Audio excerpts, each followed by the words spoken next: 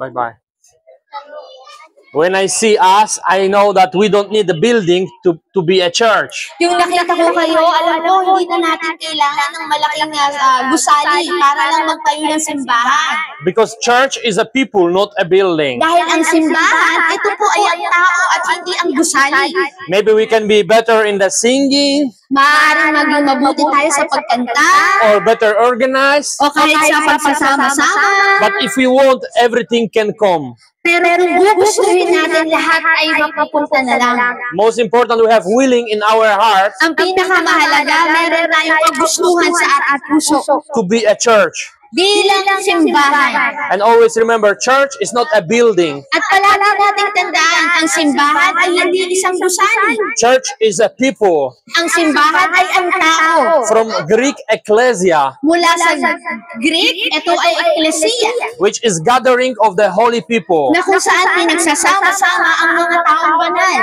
Everyone who believes in Jesus Christ is holy. Ang lahat na naniniwala kay Jesucristo, sila ang mga banal.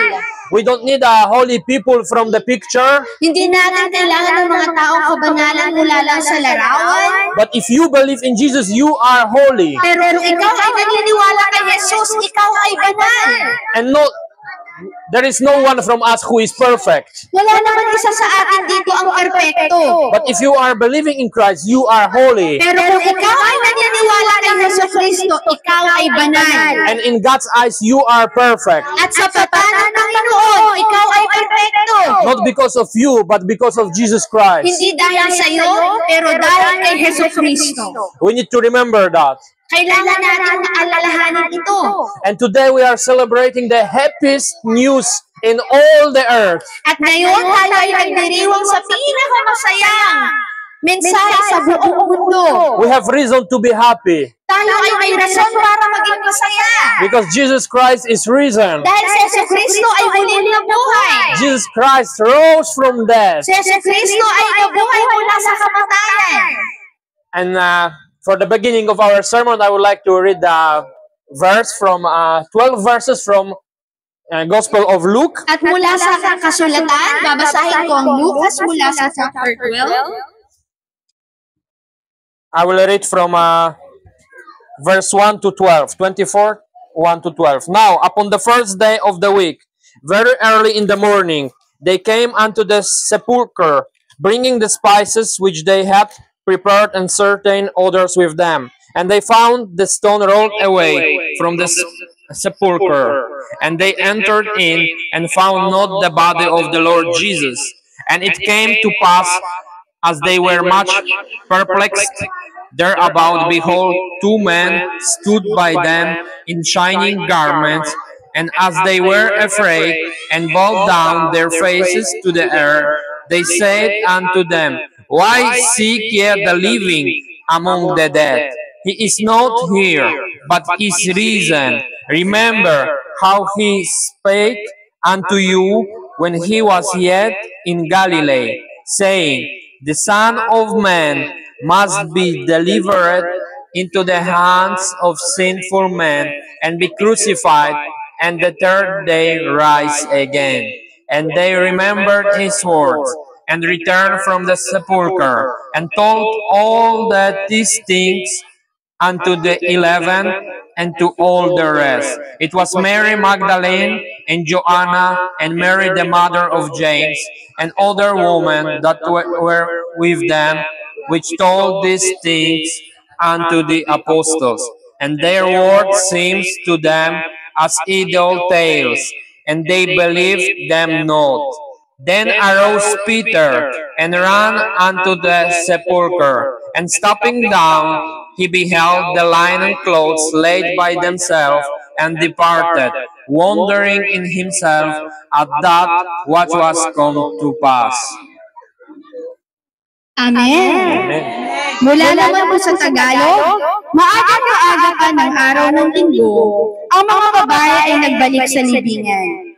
Nang dumating sila doon, nakita nilang naigulong na ang bantang nakatakip sa libingan.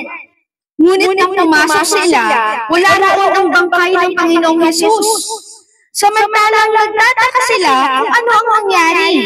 Biglang lumitaw sa tabi nila ang dalawang lalaking nakakasilaw ang damit. Dahil sa matinding takot, sila'y nagpatira pa. Tinanong sila ng mga lalaki, bakit hindi hinahanap ang buhay sa lugar ng mga patay? Wala siya rito, siya'y muling nabuhay. Alalahanin ninyo ang sinabi niya sa inyo noong nasa Galilea pa siya. Ang anak ng tao ay kailangan ipagkatalo sa mga makasalanan at ipako sa krus. At sa ikatlong araw ay muling mabubuhay. Naalala ng mga babae ang mga sinabi ni Jesus noong una. Kaya tuloy sila at isinalaysay nila sa 11 at sa iba pa nilang kasamahan ang buong pangyayari. Ang mga babae ay sila Maria Magdalena, Juana at Maria na ina ni Santiago. Sila at ang ibang pang mga babae kasama nila ang nagbalita sa mga apostol. Akala ng mga apostol ay kahibangan lamang ang kanilang mga sinasabi.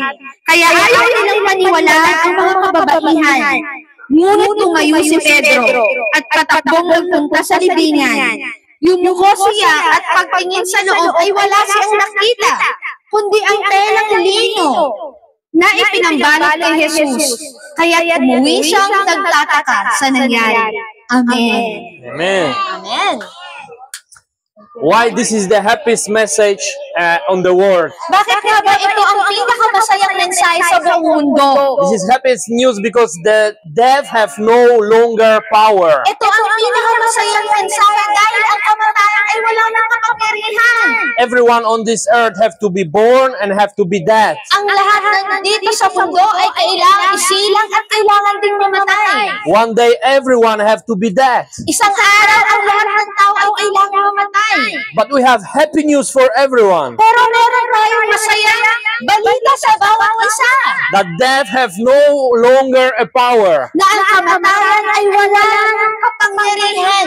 Any sin which you have in your life Lahat ng kasalanan na meron pa sa iyong buhay have no longer a power. ay wala na rin kapangyarihan. Because Jesus Christ rose from death Dahil si Jesucristo ay muling nabuhay mula sa pagkamatay to wash your sin. upang hugasan ang iyong mga kasalanan. If you believe in Him, you can be clean. Kung ikaw ay naniniwala sa Kanya, ikaw ay malilinis. This is good news for you. Ito ay magandang balita para sa iyo. That whatever wrong you did in your Na life, kahit anong mali ang ginawa mo sa iyong buhay, in Jesus Christ you can be new. sa pangalan ni Jesucristo, ikaw ay magiging bago.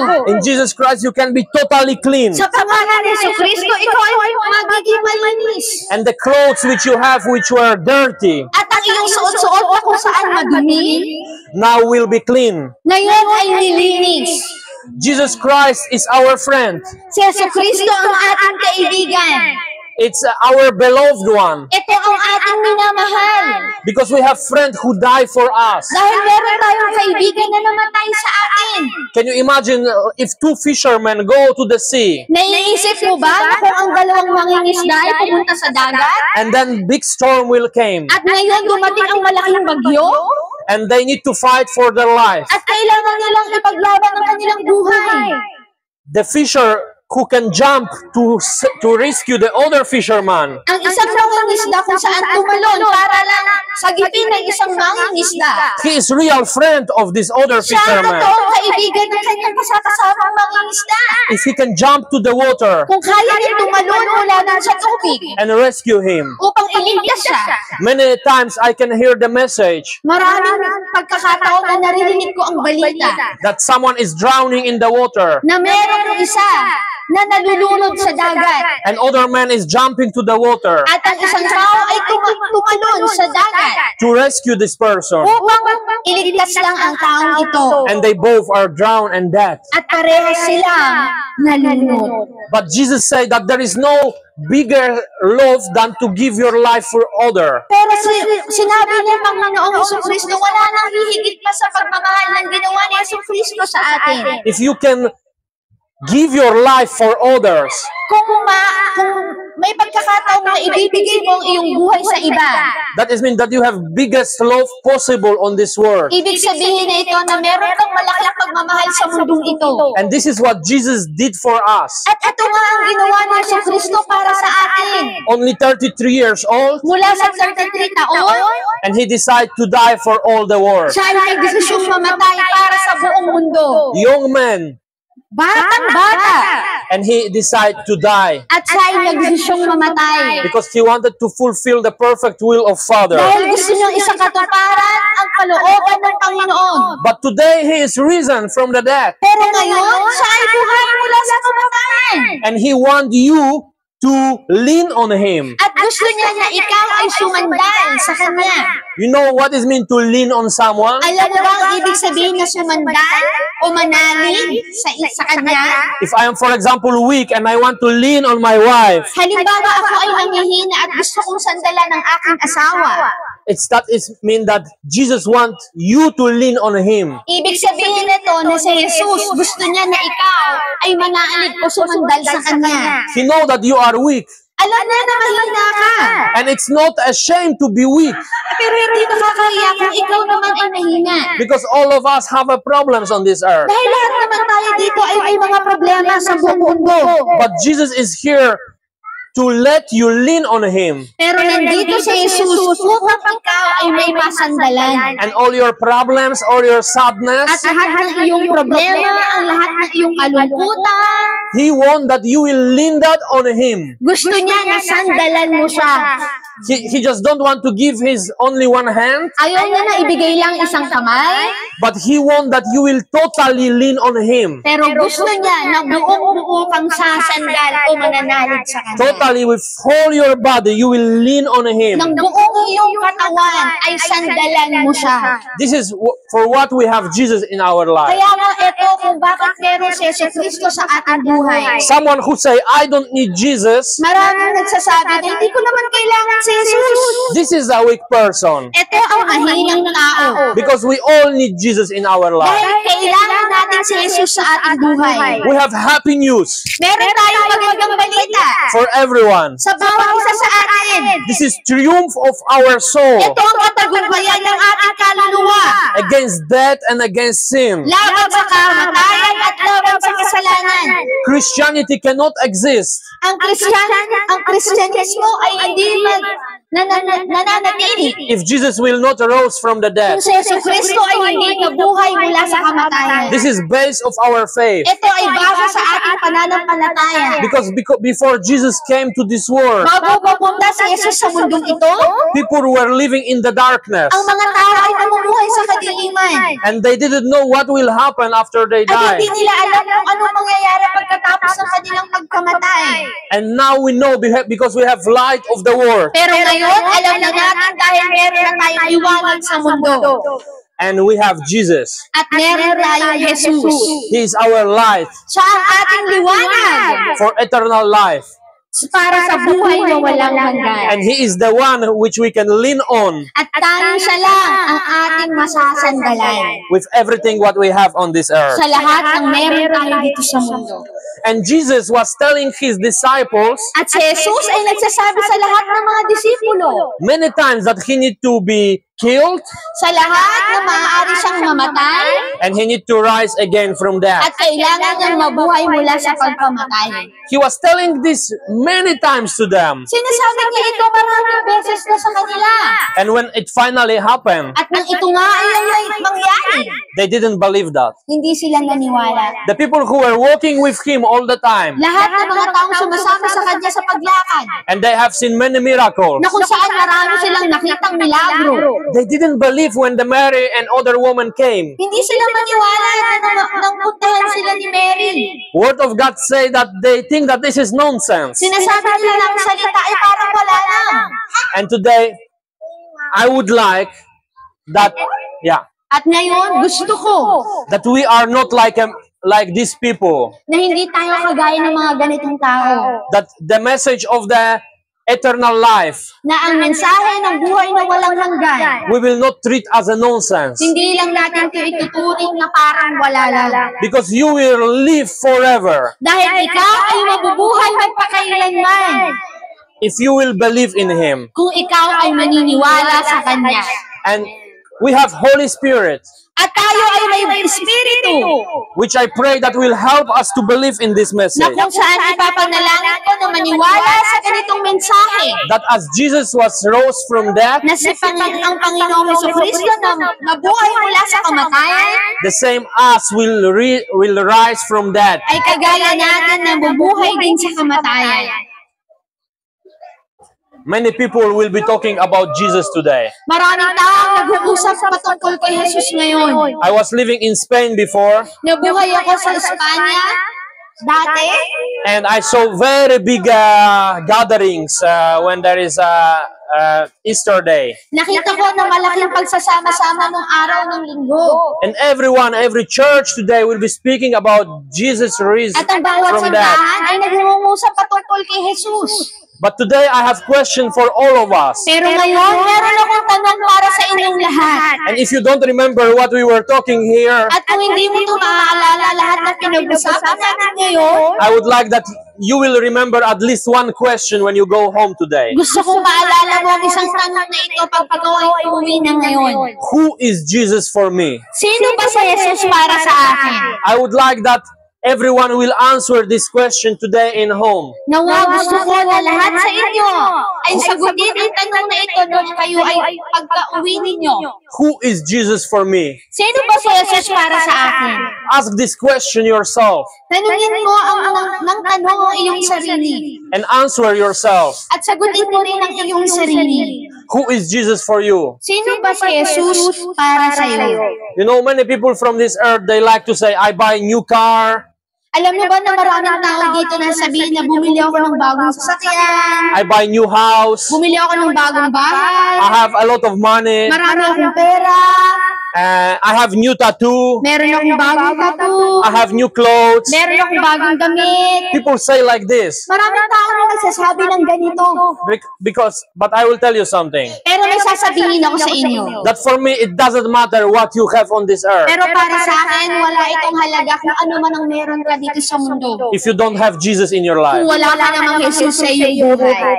For me, if you don't have Jesus in your life, Para sa akin, kung wala kang Jesus sa iyong buhay, it doesn't matter what you have in your life. walang halaga kung anong meron ka sa buhay mo. You can be businessman, Maaari kang isang negosyante, you can be very rich, ikaw ay maaaring maging pinakamayaman, but without Jesus, pero kung wala naman si Jesus, you are like a millionaire ikaw ay kagaya ng isang milyonaryo without any penny in your pocket. na walang pera sa iyong bulsa.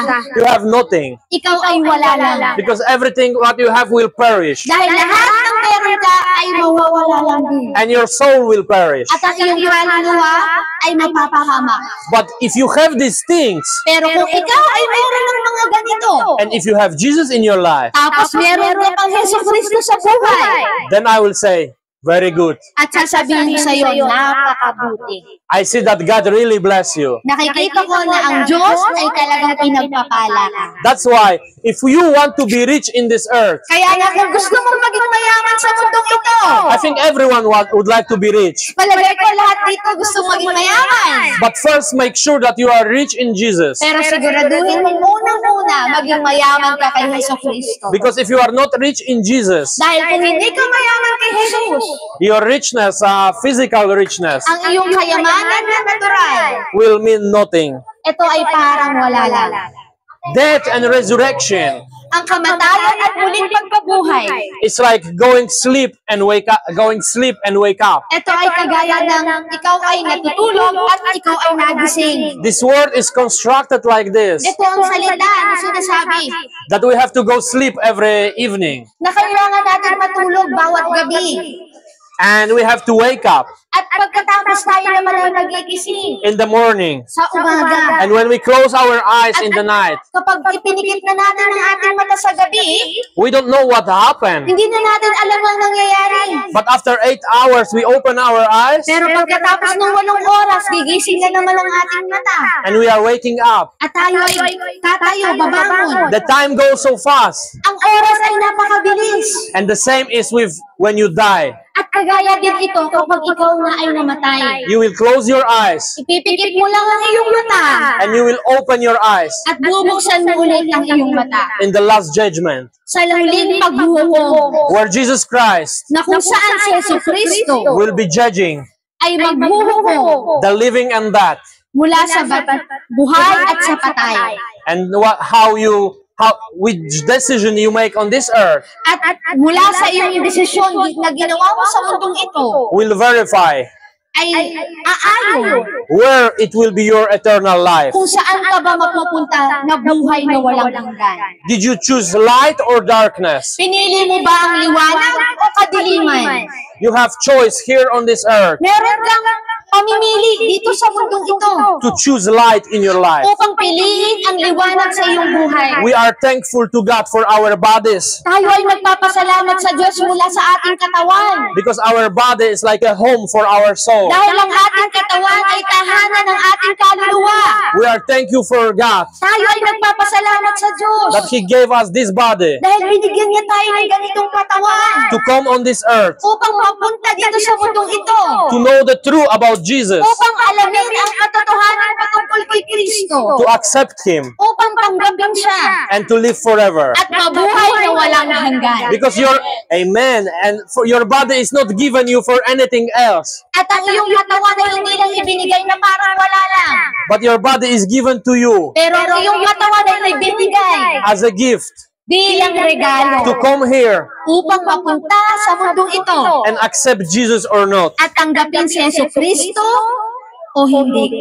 And good message for us today At magandang balita para sa atin ngayon is that the stone from the tomb is rolled away. na ang bato mula sa libingan ay naigulong. When the woman came to the tomb, Nang dumating ang mga kababaihan dun sa libingan, they saw that the stone is rolled away. nakita nila ang bato ay naigulong. Very big stone Napakalaking bato that one man or two men cannot roll na away. isa o dalawang lalaki hindi kayang igulong. Many men have to roll this stone away. Maraming tao ang sumubok upang igulong ito.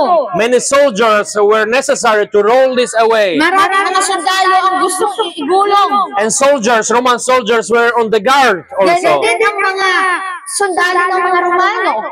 But for Jesus, it doesn't matter. Pero para kay Jesus, ito ay madali lang. Because what was in prophecy Dahil sinabi sa propesiya need to be fulfilled. na kailangan maisakatuparan.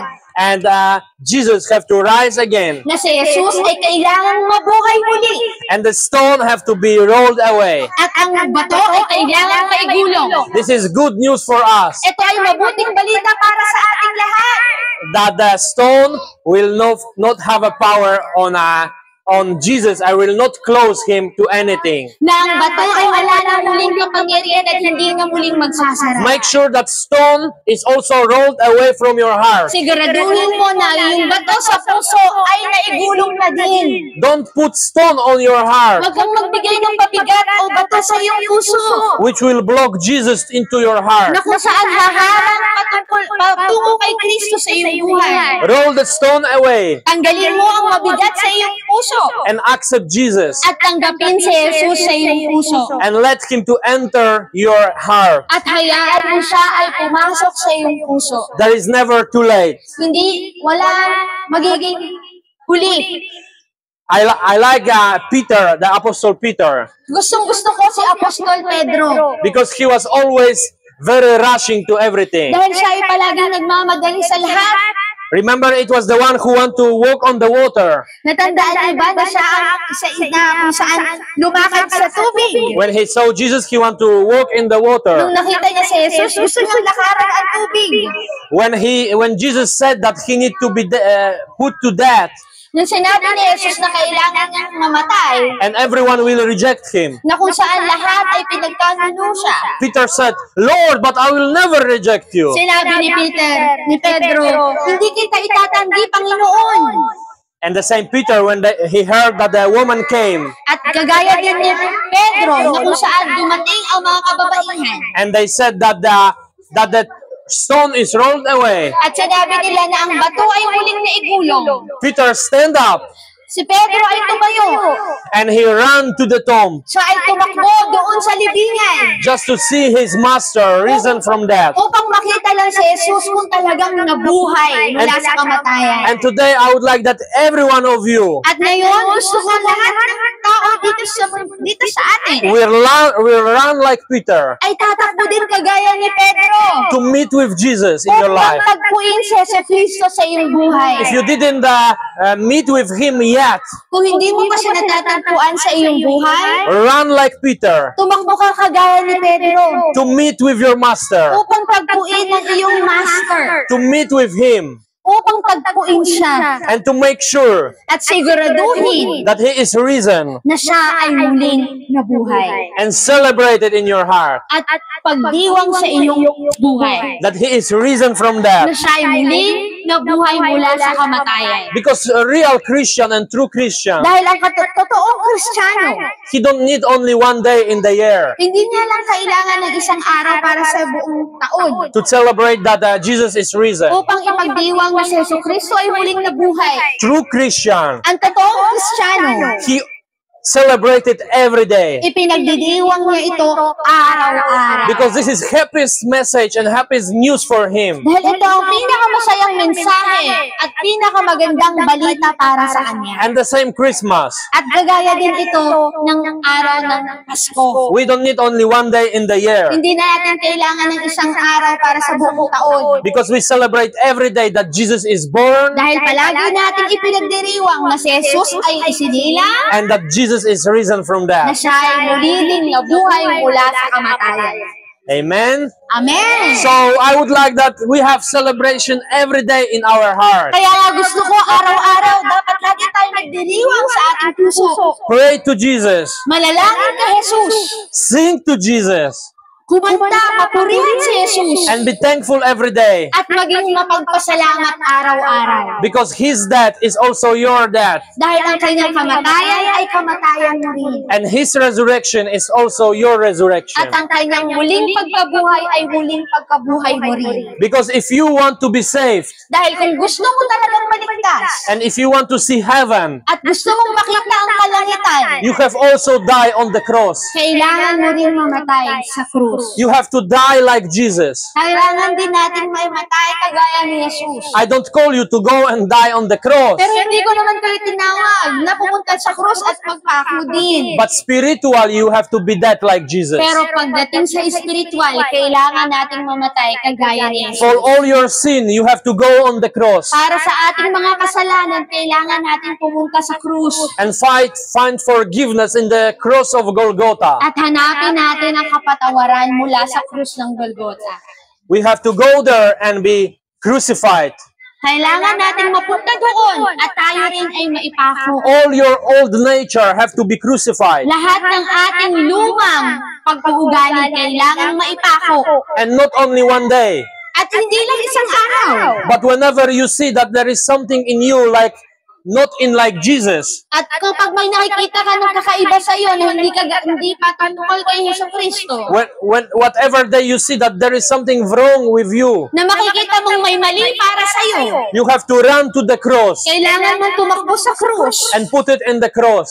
at ibigay ito sa krus. And remember that everything what you did wrong in your life, At tandaan mo kung ano bang nagawa mo mali sa iyong buhay. every single sin Sa bawat single na kasalanan and unsinful nature, at lahat ng iyong makalumang pag-uugali, it's already nailed to the cross. ito po ay naipako na rin sa krus. And the price is paid.